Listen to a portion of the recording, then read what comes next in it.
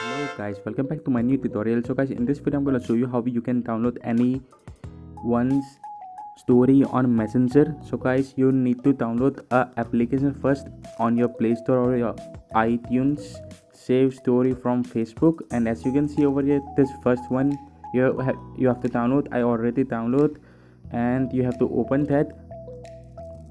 And what you have to do is you have to first sign in with your Facebook account.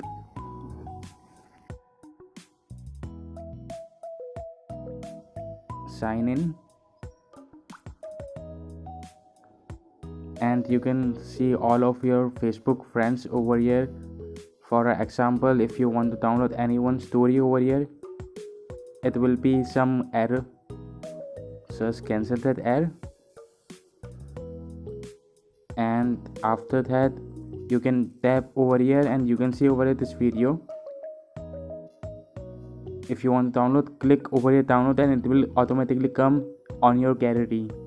So guys, I have already made another video how to download on your PC, so you can check. The link is given in the description, and thanks for watching. See you in the next video. Peace out. Bye friends.